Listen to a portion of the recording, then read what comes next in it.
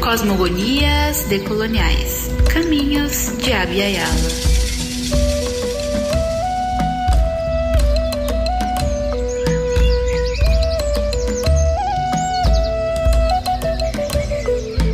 Para cada povo, uma origem. A origem do mundo, do homem, da vida como nós a vemos. Seu mito fundador. Sua cosmogonia. Desde o início da história humana, a crença em divindades metafísicas e a religiosidade surgiram como respostas do medo do desconhecido, das forças da natureza que não se controlam e da própria morte.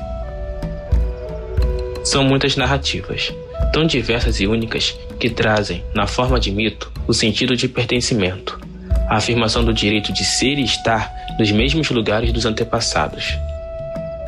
Abya Yala, terra madura, terra viva ou terra em florescimento, na língua do povo Kuna. Abya Yala é o que hoje entendemos como América. Mas é muito mais do que isso. É um sentimento de unidade em suas diferenças. É um sentimento de pertencer a um território que a todo momento tentam tomar-lhes. Trazer os mitos fundadores de Abya Yala tem o propósito de pensar uma pedagogia nos marcos da decolonialidade. Apresentar uma outra origem da América, que falamos hoje, mas que pouco conhecemos fora da lógica colonizadora e do pensamento ocidental. Nas palavras de Rigoberta Menchú, ganhadora do Prêmio Nobel da Paz de 1992, a paz é filha da convivência, da educação, do diálogo. O respeito pelas culturas antigas faz nascer a paz no presente.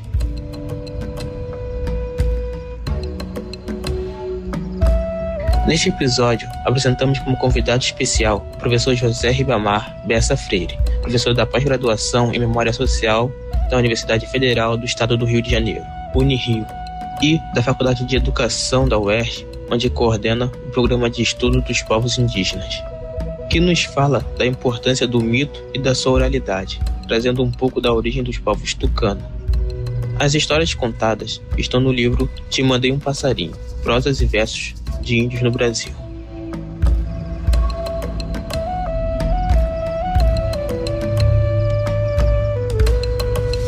Eu queria começar pela visão que o senso comum tem do mito, que não corresponde à visão que a antropologia tem do mito. Há anos atrás, eu fui consultado pela editora Ática para ver se eu dava um parecer sobre o livro, cujo autor é Salvatore D'Onofrio.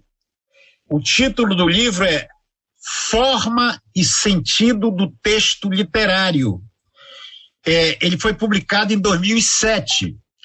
E a Ática me pediu uma avaliação crítica. E o livro tem os seus méritos, assim, porque está falando de vários tipos de narrativa, mas quando chega no mito, é um horror. Eu vou ler pequenos trechos aqui, porque são 4 ou 5 páginas sobre o mito, mas eu vou ler pequenos trechos de como o autor define mito. Ele diz que o mito é uma história ficcional sobre divindades inventada pelos homens para explicar a origem das coisas ou justificar padrões de comportamento. Até aí tudo bom, o mito é uma tentativa de explicar o mundo. O mito seria para os povos da oralidade o que a ciência é para os povos com escrita alfabética. Mas ali ele vem e diz o seguinte: estamos perante uma forma simples de narrativa. Algo que é tão complexo, ele diz que é simples. Pois o mito brota espontaneamente no seio de um povo, ainda num estágio primitivo. Quer dizer, ele usa categorias que a antropologia despreza, né? Chamar essas sociedades como primitivas é um equívoco por toda a conotação que tem o termo. E aí ele vai dizer, a narrativa, aspas, a narrativa mítica é considerada verdadeira. Uma vez criado, o mito passa a ser objetivo de crença popular nas sociedades primitivas. E mais adiante, ele se refere à lógica peculiar do mito. Ele diz, a resposta à pergunta do homem sobre o universo e seus fenômenos é dada não pelo pensamento conceitual, mas pela fantasia criadora de imagens. Daí a relação profunda entre mito e poesia. Isso daí é correto, né? O mito tem sempre a linguagem poética, essa última parte. E aí ele diz, podemos considerar o mito como a primeira forma poética inventada pelos homens. Maravilha, então reconhece o caráter poético do mito. Mas logo em seguida ele diz, citando Piaget, eu não sei nem se apropriadamente, mas ele diz, segundo o psicólogo Piaget, existe um estreito parentesco entre o universo do homem primitivo e o mundo da criança. Mas ele está falando da criança não como nós podemos falar. Ele está falando da criança como infantilidade, né? Nesse sentido de como a criança, o aborígene, ele usa o termo aborígene, que não é um termo apropriado para ser usado pela academia. Então, como a criança, o aborígene não distingue a realidade da fantasia, o verdadeiro do falso, o puro do maculado, o possível do impossível, o animado do inanimado. Sua mente é alheia a tais oposições.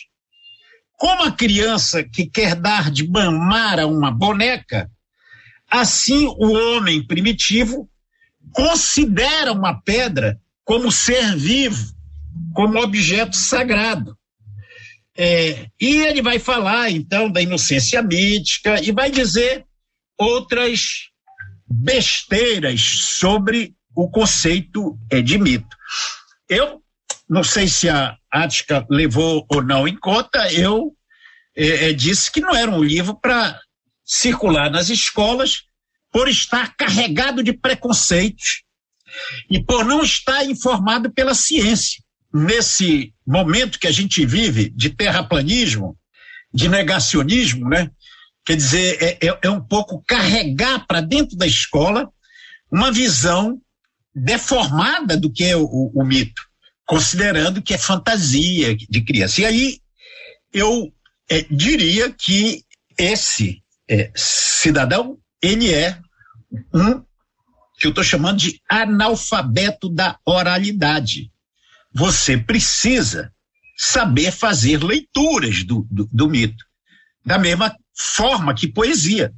Quando o Carlos Drummond de Andrade diz havia uma pedra no meio do caminho, a pedra é uma metáfora, né?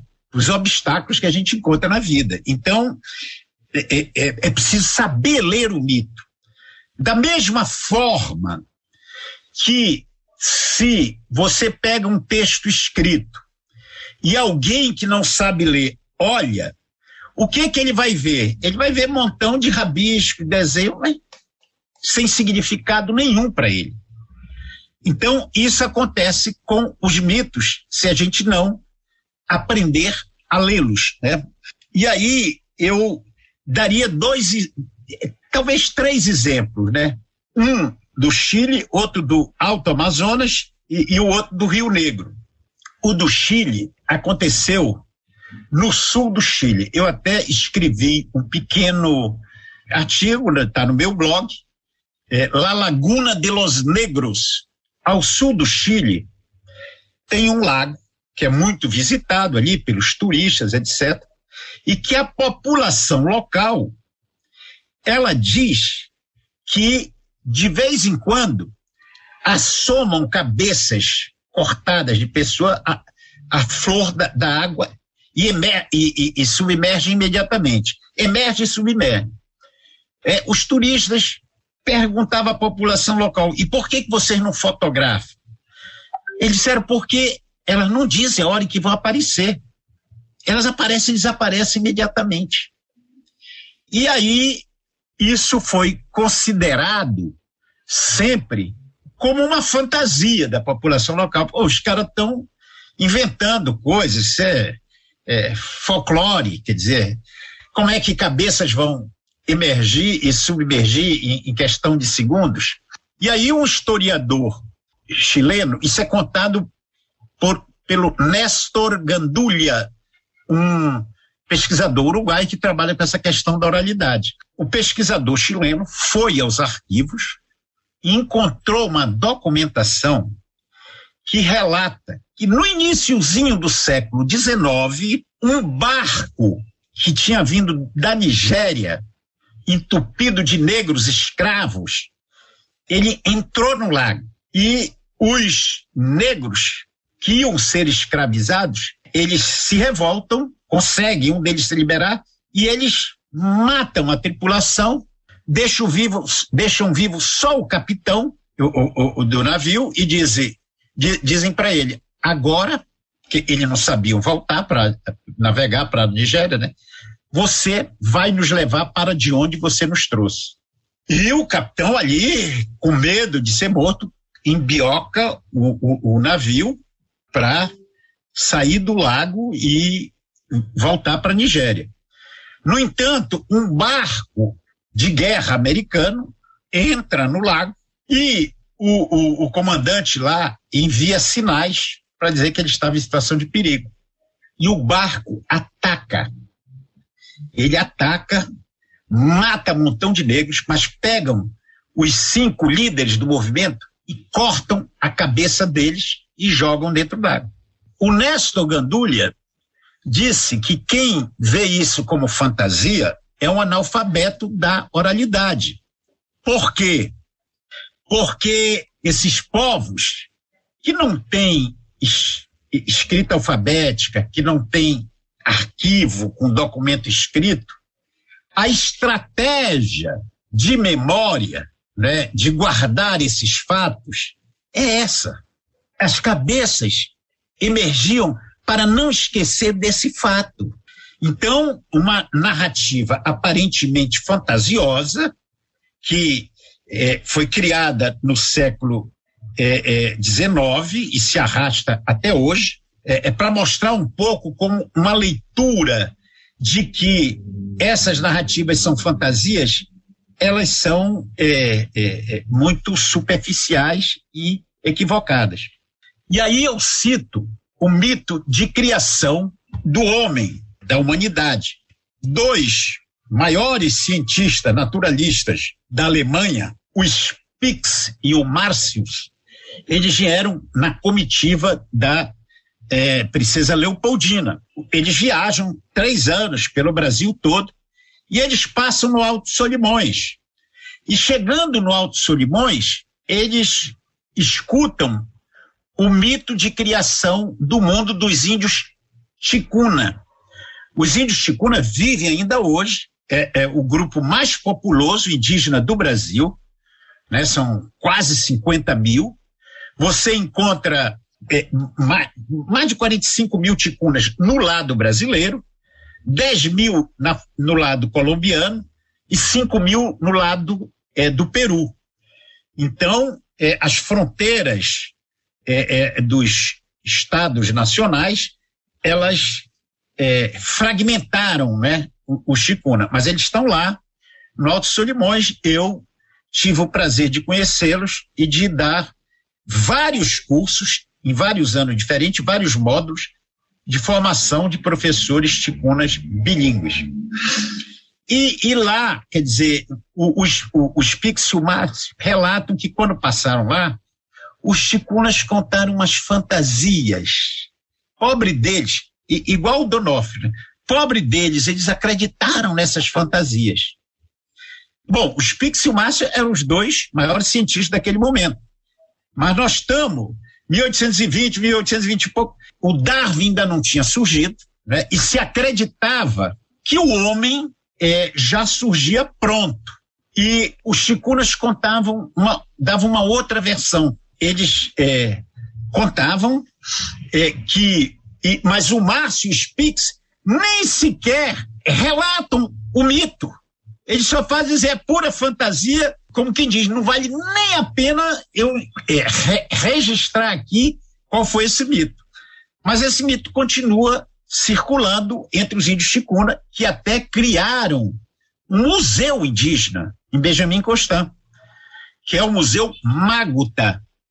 É um museu que você entra, logo na entrada tem os dois seres míticos que criaram, quer dizer, o mundo, que é o Joí e o Ipi. Então, eles contam, os ticunas, que o primeiro ser vivo, eles não falam em organismo unicelular, como nós falamos hoje, mas eles falam de um único ser vivo que sai da água e começa, então, o processo de criação da humanidade. Olha só, hoje, em qualquer universidade do mundo, a versão sobre a criação da humanidade, ela está mais próxima do mito ticuna do que da versão científica daquela época. Então, aquela coisa de que é preciso saber ler também, né?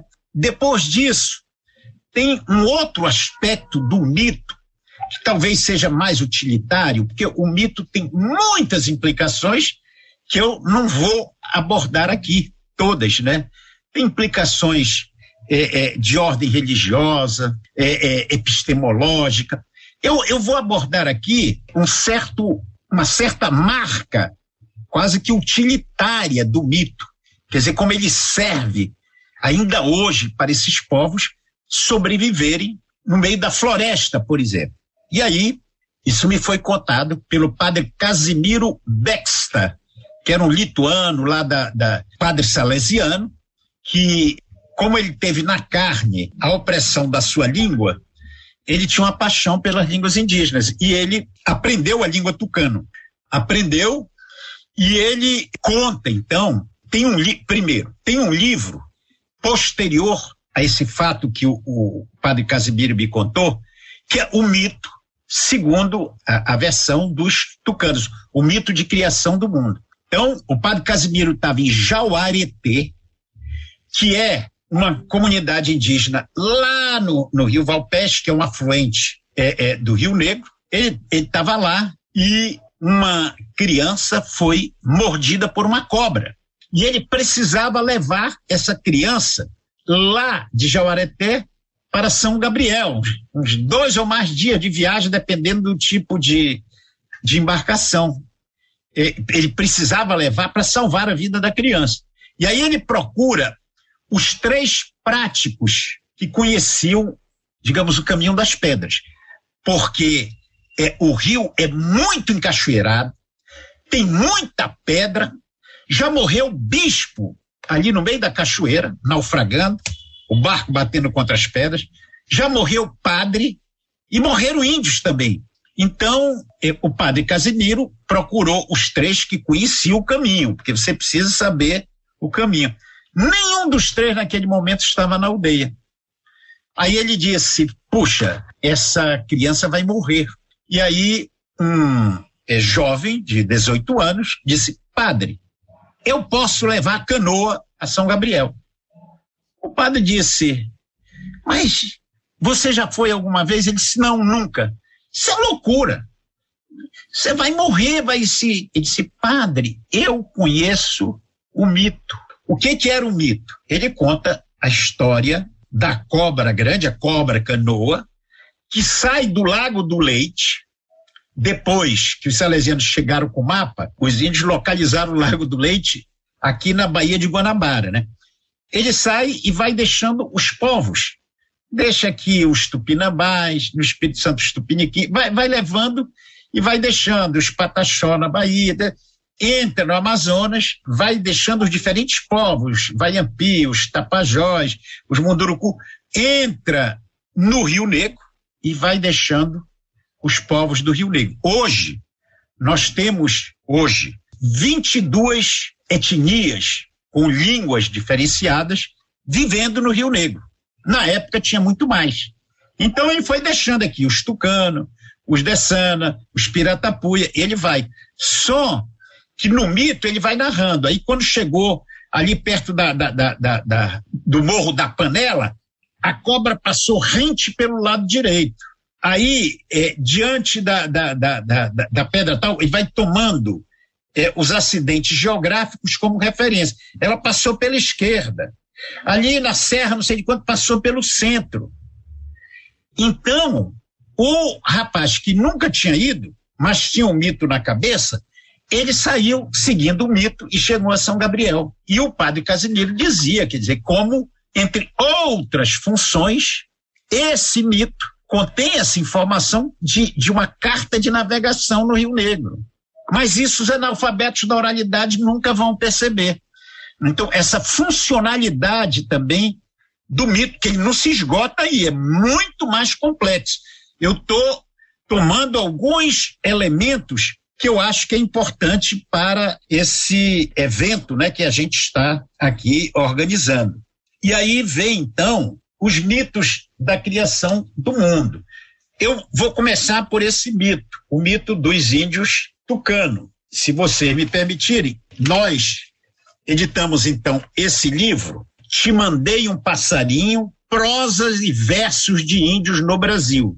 Mas esse livro, ele foi um edital do MEC, que a professora Ira Maciel, da Faculdade de Educação, ganhou, para fazer 4 livros para neoleitores, ou seja, pessoas recém-alfabetizadas em programas de educação de jovens e adultos. E o livro foi todo feito. O que nós fizemos? A Ira me chamou, eu chamei a professora Nieto, a Nieta e a Inês, nós relacionamos um conjunto de textos feito pelos índios. Na nossa prática de docente, em curso de formação de professores, a gente foi recolhendo as informações e aí a gente publicou os textos de autores indígenas, mas não apenas produzida nesses cursos, mas outros também.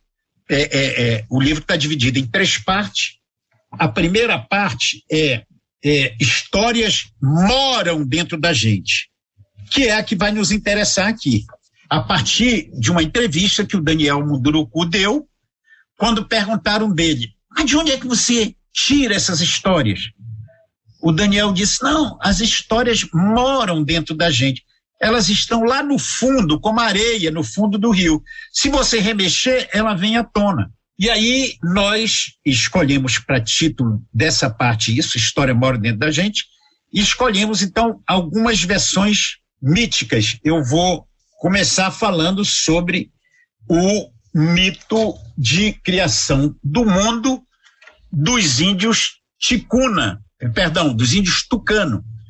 Os tucanos constituem um dos povos mais importantes do Rio Negro, no Amazonas, hoje, inclusive.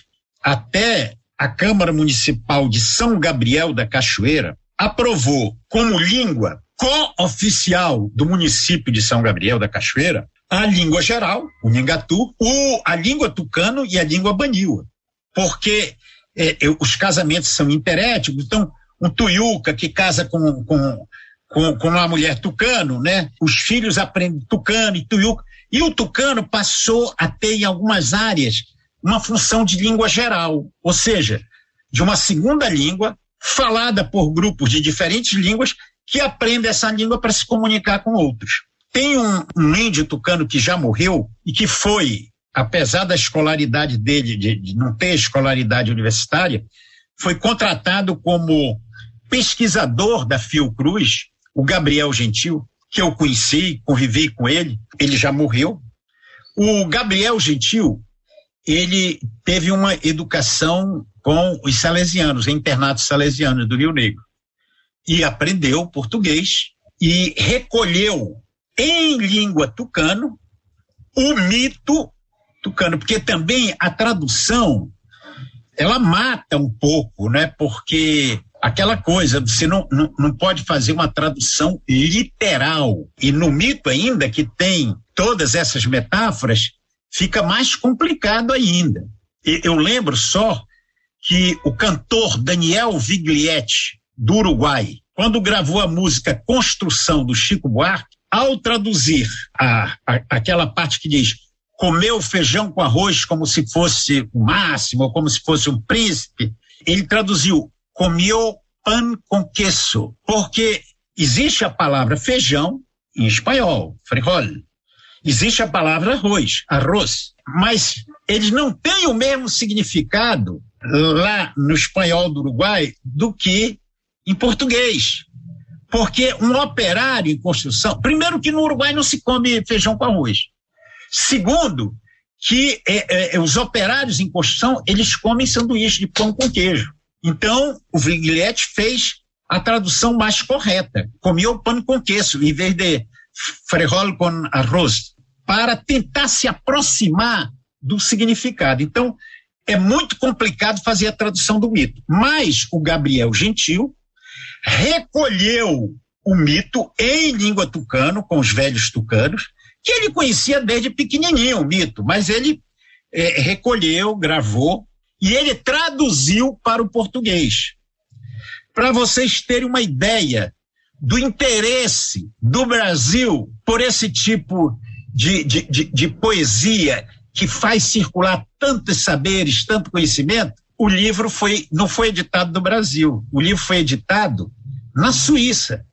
O exemplar que eu tenho teve de atravessar o Atlântico para cá, porque o Brasil não se interessou nunca em fazer, e é bilíngue, é o livro bilíngue tucano-português. Bom, o que eles disseram? Os salesianos chegaram com a Bíblia e com o Velho Testamento. Os tucanos, os índios em geral, adoram essas versões míticas de criação do mundo, etc., porque faz parte um pouco do contexto em que eles vivem. E aí eles pegaram o Velho Testamento, Deus criou o mundo, no primeiro dia criou o céu, a luz, a estrela, no segundo, no terceiro, no último dia do barro criou Adão e depois tirou a costela, criou Eva. Eles adoraram, eles estão abertos para outras narrativas, eles têm essa facilidade de transitar pela diferença, né? E aí eles ouviram e disseram para os salesianos, tem uma coisa aqui, o mito é muito bom, mas tem uma coisa aqui que está errado. Aí os salesianos disseram, o quê? Disseram, é que o Deus de vocês que cria o mundo, ele é um homem, ele não tem útero. Como é que ele vai criar a gente se ele não tem útero? Por quê? Porque no mito ticuna, que é longo, o livro tem mais de quase 400 páginas. Eu retirei um pequeno trecho que eu vou ler aqui.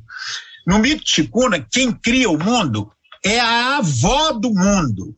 É a Iepá Baruarim Manson. A avó do mundo é a criadora do mundo, porque ela tem útero, ela pode criar. Então, olha só o trecho que nós escolhemos para cá. É longo, mas nós escolhemos do início. Quando não existia nada, era assim que começou o início. Ele não diz, foi assim que começou o início. Ele diz, era assim que começou o início. Porque o mito, ele se atualiza permanentemente, né? Então, quando não existia nada, era assim que começou o início.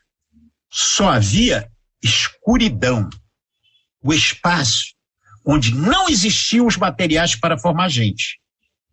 Existia o espaço frio, o espaço vazio, o espaço triste, existia o espaço sem ideias.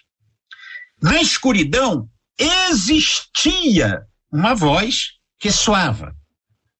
Essa voz é a presença de Mignon, que é a Iepã Baruarim Manson.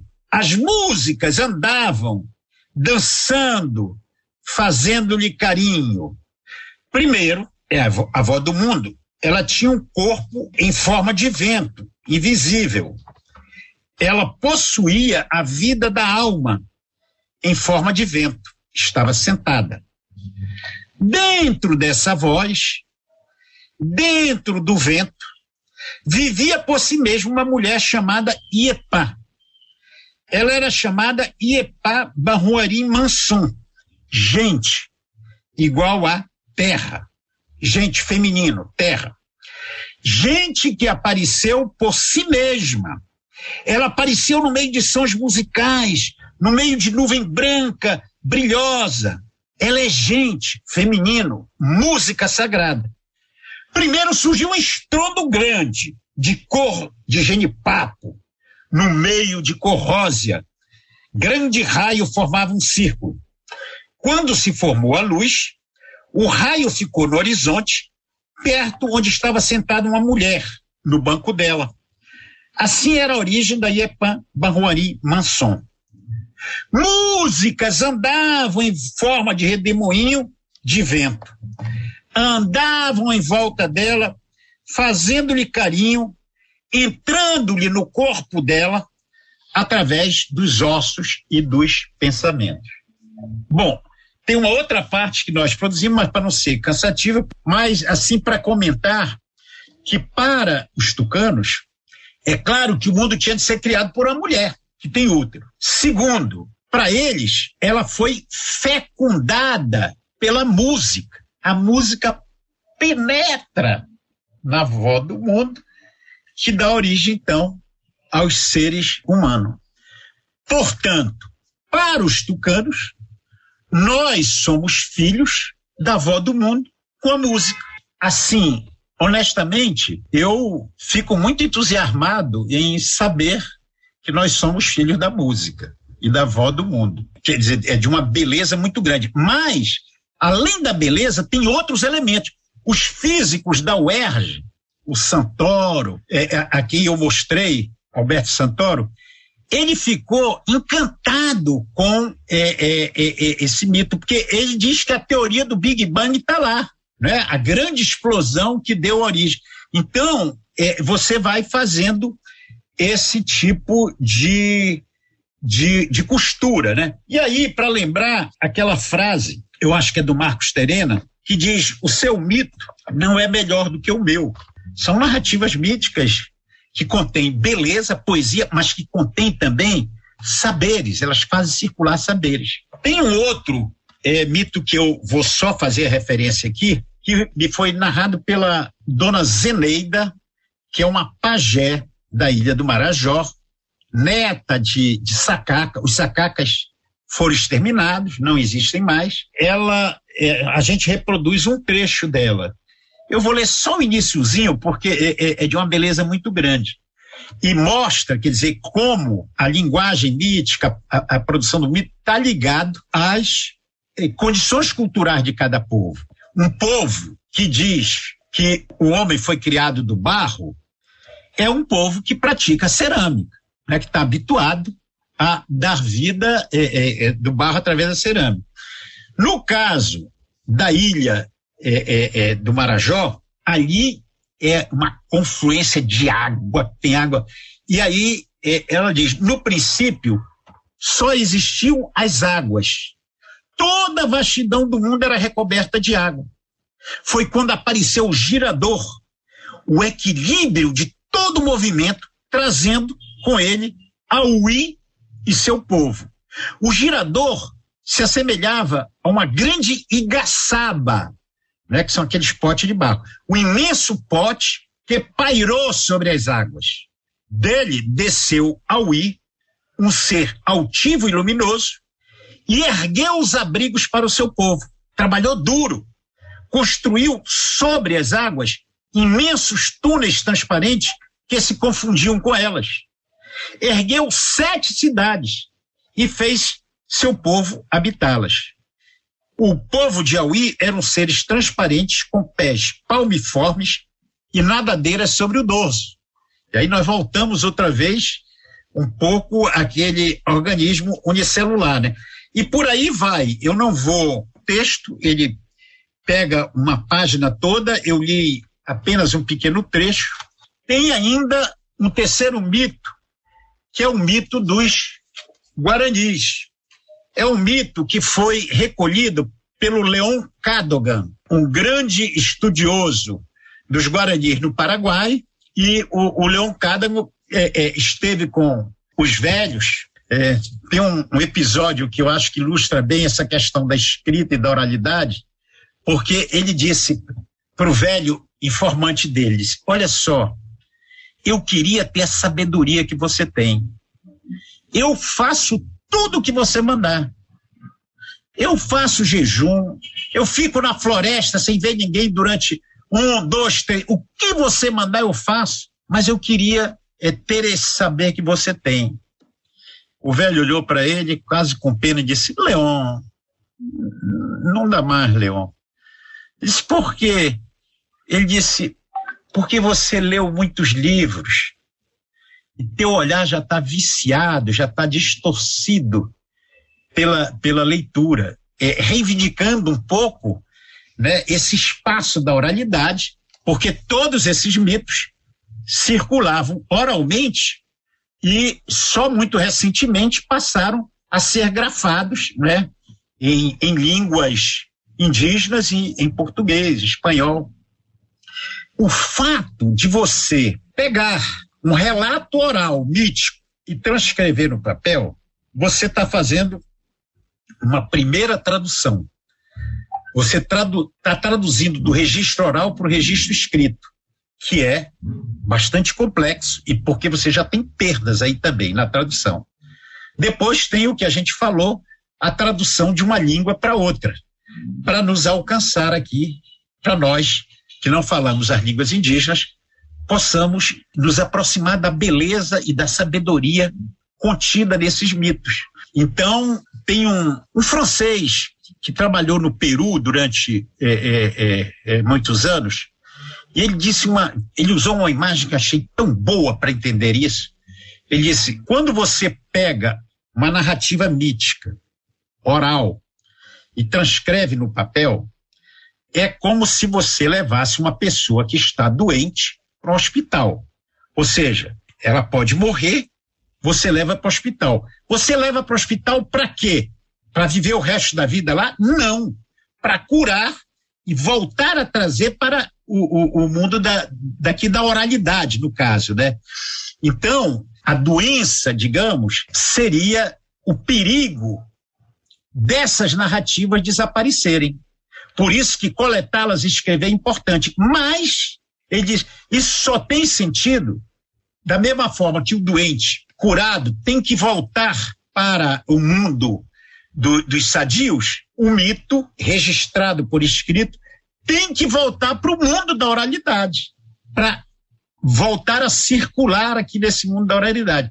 Eu acho essa imagem assim muito, muito interessante. E aí tem um mito recolhido então pelo Leon Cadogan.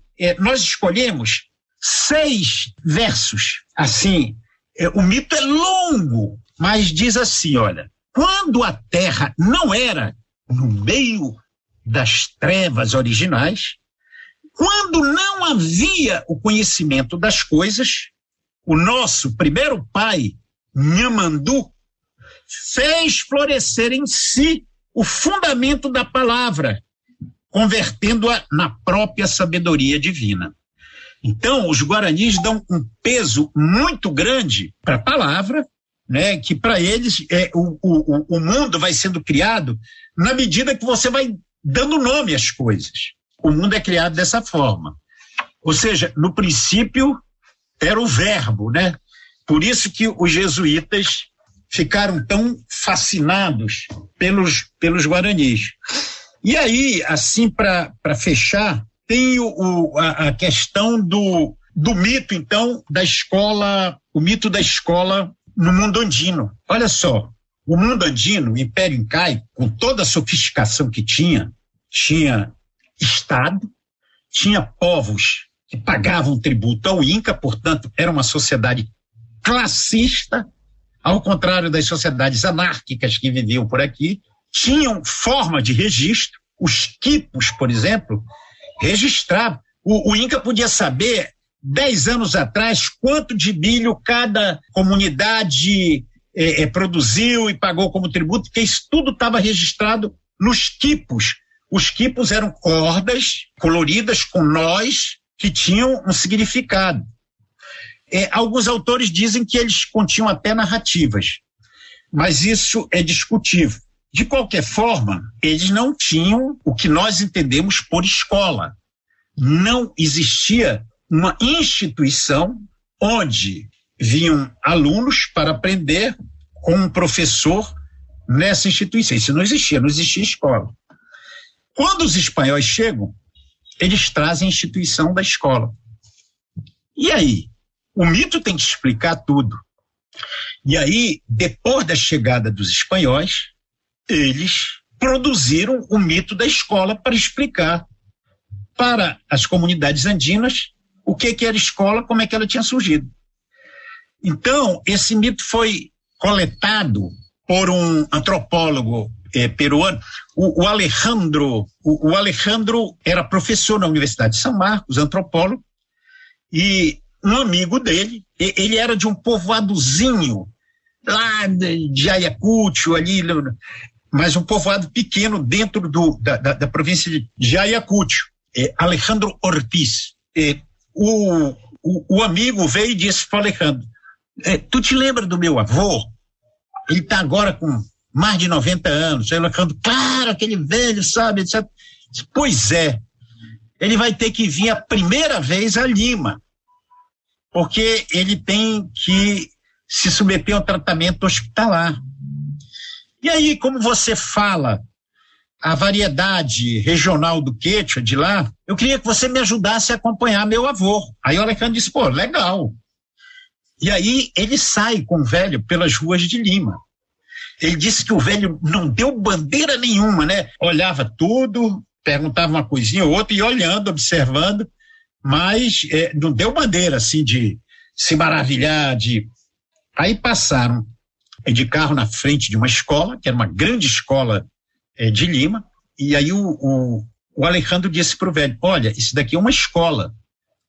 Ele disse: essa escola é 20 vezes maior do que a nossa escolinha lá do povoado, porque tem milhares de alunos que frequentam de manhã, de tarde, de noite. E aí o Alejandro comenta, disse: puxa vida, eu às vezes lamento tanto ter gazetado aula, eu não gostava da escola, eu fugia da escola para ir tomar banho de rio, para ir ali na montanha, nos cerros. E o velho olhou para ele e disse: meu filho, isso não é problema seu, individual, não.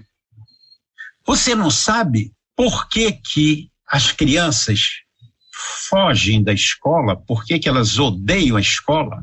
Aí o Alejandro disse: não.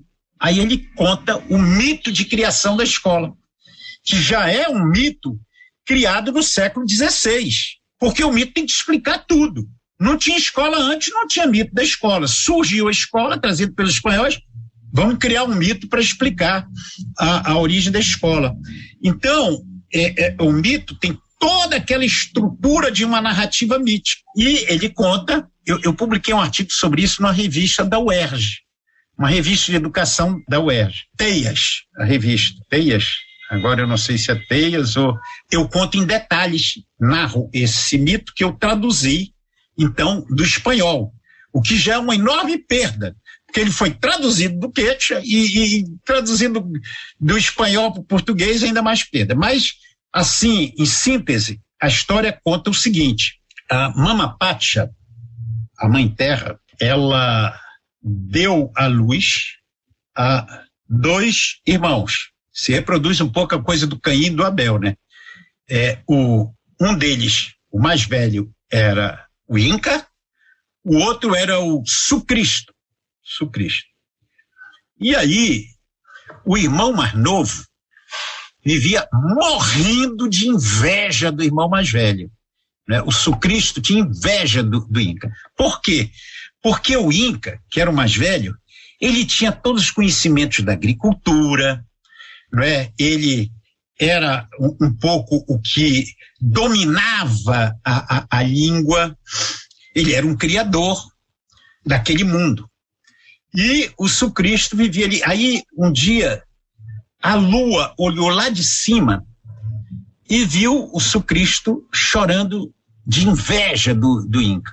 Aí a lua pergunta do Sucristo por que ele estava chorando. E ele explica que o irmão dele sabia tudo, tinha todos os privilégios, ele não tinha nada. Ele disse, olha só, eu vou te ajudar.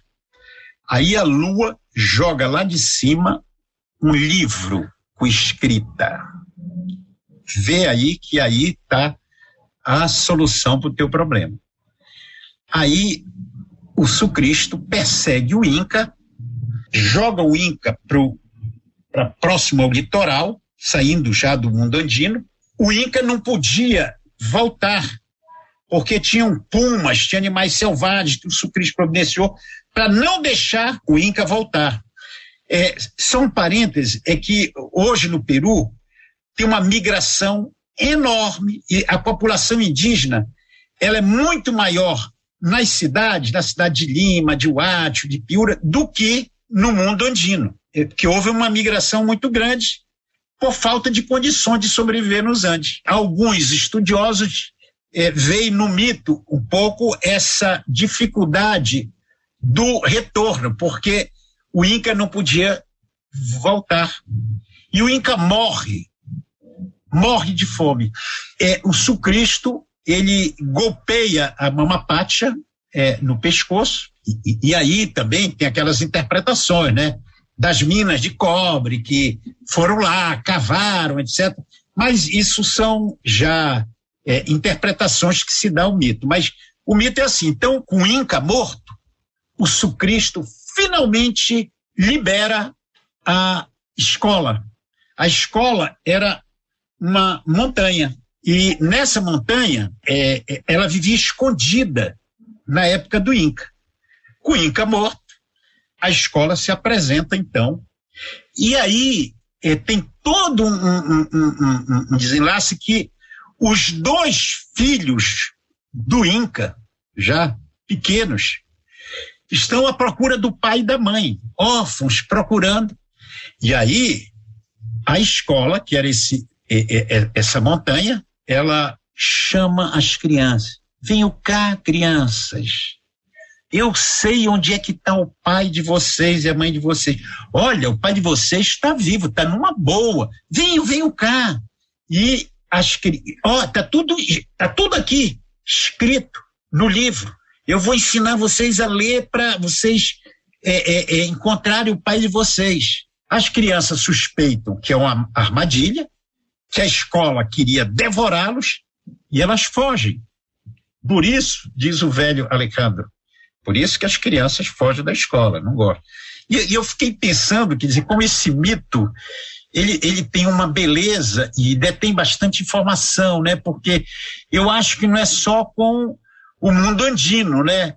Eu acho que eu, por exemplo, como amazonense, vivendo nesse momento que eu estou vivendo, eu passei a minha infância, adolescência, ensino fundamental, na época primário, ginásio, universidade, nunca ninguém me falou das minhas origens. Isso foi sempre camuflado.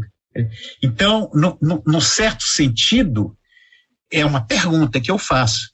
Esse mito nos sugere que também a nossa escola, num certo sentido, é uma devoradora de identidades, porque ela não fala, ou fala muito pouco, ou fala de uma forma equivocada, chamando de primitivos, de fantasiosos, esses grupos. Então, num certo sentido, devoraram a nossa identidade indígena, a nossa identidade negra também. Ela foi também devorada. A escola criou novas identidades. Então, eu acho que, para concluir, que o mito ele proporciona uma leitura da realidade quando a gente sabe ler. E, da mesma forma, por exemplo, tem narrativas míticas que contêm informações extremamente importantes do ponto de vista de ervas medicinais, de medicina indígena, de classificação do mundo, da fauna, da flora. E eu concluo aqui lembrando uma narrativa que não é propriamente uma narrativa mítica de origem do mundo, mas para ver a função dessas narrativas orais. Ela foi recolhida pelo Barbosa Rodrigues. O Barbosa Rodrigues era um engenheiro, botânico, professor do Colégio Pedro II no Rio de Janeiro, que em 1870, por aí, com a economia da borracha, fazendo circular muito dinheiro no Amazonas, o governo do Amazonas decidiu criar um museu botânico e contratou o Barbosa Rodrigues, que vai para lá, para Manaus, e que criou o Museu Botânico. Mas ele chegando em Manaus, ele encontrou muitas espécies de plantas que não havia no Rio de Janeiro e que ele desconhecia. E ele perguntava lá dos caboclos, índios, enfim, quem ele encontrasse. Essa planta aqui, como é o nome dela? Ele disse que nunca ninguém respondeu. O nome dessa planta é X ou é Y. Não. Como é o nome dessa planta? Essa planta? Aí o cara contava uma história comprida, onde a planta aparecia como protagonista, onde se dava as características dela, se classificava, onde se dizia para que ela servia, como é que ela podia ser utilizada como remédio, como alimento, enfim. E ele recolheu no livro o Poranduba Amazonense, que foi editado pela Valer. Ele coletou dezenas dessas narrativas em língua geral, Nhangatu, que era falada ainda no Amazonas, bastante falada, em Manaus, em 1870. Ele recolhe essa narrativa em Nhangatu, publicou em Nhangatu e em português. E uma delas, que eu recriei para ser mais didático ainda, eu publiquei no meu blog, que é a história da sogra do jacamim. O jacamim é uma ave da Amazônia, negra, como um urubu, que não voa alto, tem voo de galinha, assim, porque ela tem asas pequenas, né? Ela dá aqueles voos que a galinha dá, mas não dá aquelas, não vai lá para cima. A sogra do jacamim estava olhando o seu genro no terreiro e o jacamim estava comendo, ciscando aqui, pegava uma sementinhazinha aqui, um insetozinho acolá, e aí, na história, ela não explicita isso, mas ela já está dando os hábitos alimentares do jacamim. Ele comendo aqui, ali, aí de repente a sogra diz: meu genro, me desculpa, mas você é muito feio. Olha só, essas asinhas curtinhas, essa crista ridícula aqui na cabeça, essas canelas longas, essas catas longas, esse bico comprido, você é muito feio. Mas olha só, fica tranquilo. E aí ela já descreveu o jacamim, deu as características do jacamim. Aí ela diz: mas fica tranquilo que eu vou buscar a beleza na floresta. Você vai ser a ave mais linda da floresta. Aí ela chega, pega um saco, entra na floresta e começa a gritar: beleza, cadê você? Aí passa o irapuru, o seu canto lindo, ela agarra o canto do irapuru, bota dentro do saco. Passa o roxinol, com aquele olhar tão meigo, ela pega o olhar do roxinol, bota dentro do saco. Aí beija-flor, com aquelas plumas, e ela vai, e para cada pássaro que ela vai retirando a beleza, vai descrevendo o pássaro. O que nos leva a concluir que essa história é um pequeno tratado de ornitologia, de pássaros da Amazônia, porque ela descreve esses pássaros.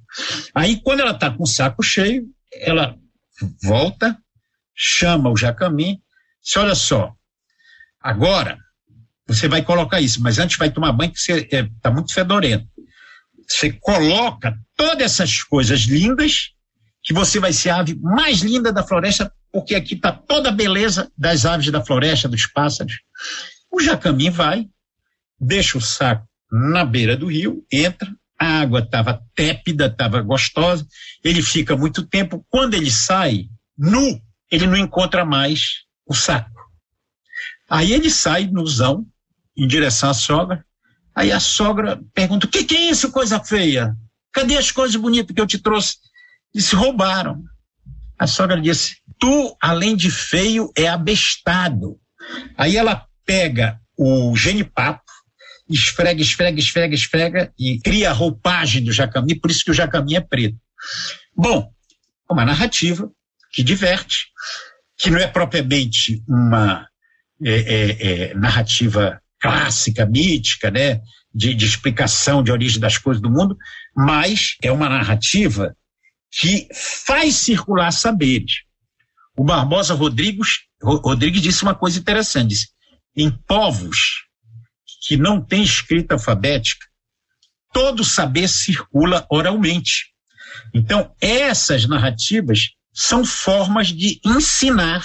Quando você conta a história, as pessoas estão ouvindo a história, estão se divertindo, é agradável, mas estão aprendendo também sobre ornitologia. Ele mostra a diferença que existe entre a sociedade com escrita, que a gente tinha que procurar nos livros, ver as imagens, ou um professor num quadro verde explicando, os pássaros da Amazônia são tal, pertencem à família tal, que tem sua função, mas que não é tão divertido e agradável como ensinar isso através de uma história. Então, é isso um pouco que eu tinha a falar, né, aqui sobre alguma das funções do mito. Talvez tenha deixado de fora outras que necessitariam uma abordagem teórica mais densa, mais consistente, mas para a finalidade do uso desse material, eu achei que muito mais interessante do que fazer uma abordagem mais acadêmica sobre o mito seria ilustrar com essas narrativas. É isso aí. A cobra grande entrou no universo pela porta da água. Subiu os rios Negro e Uapés, levando dentro delas todos os povos, deixando cada um em seu lugar. Assim é narrada a origem de 16 povos que falam diferentes línguas, mas pertencem à mesma família linguística. Um deles é o tucano, cuja população no Brasil é de 6.241 pessoas, e na Colômbia a população é de 6.330. Além dos tucanos, outros 2 povos foram mencionados neste episódio, os sacacas e os guarani. Os sacacas já não mais existem. Localizavam-se na ilha de Marajó, Ponta das Pedras e Itaguari. Os guarani se localizam em diversos países que fazem fronteira com o Brasil, como Paraguai, Venezuela, Argentina e Bolívia. Porém, também podem ser encontrados no sul do rio Amazonas, principalmente em pequenas ilhas. Mas abordaremos eles em outros episódios. Acabamos de apresentar Cosmogonias Decoloniais, Caminhos de Abya-Yala, uma parceria entre os podcasts História Presente, do Laboratório de Pesquisa e Práticas de Ensino em História do IFCH-UERJ, e O Mundo Visto do Sul, do Núcleo Interdisciplinar de Estudos sobre África, Ásia e Relações Sul-Sul, do IFIX-UFRJ, e o apoio do Audiolab-UERJ, com o objetivo de resgatar algumas das narrativas dos povos originários de Abya-Yala. Em todos os episódios, traremos as reflexões de especialistas sobre os significados dessas cosmogonias para os povos antigos ainda tão presentes. Um pouco sobre cada um desses povos, suas histórias, os mitos e as narrativas. O próximo episódio da série será disponibilizado também no nosso podcast do História Presente. Pesquisa e narração de Gabriel de Assis da Silva, coordenação do projeto Jaqueline Ventapani, vinheta Leonardo Pereira. Reforçamos que a pandemia ainda não acabou. É importante a conscientização de todos, o distanciamento social, o uso de máscaras e, se puder, fique em casa. E como disse Rigoberta Menchú, este mundo não vai mudar a menos que estejamos dispostos a mudar nós mesmos. Um abraço e espero vocês no próximo episódio. Até mais.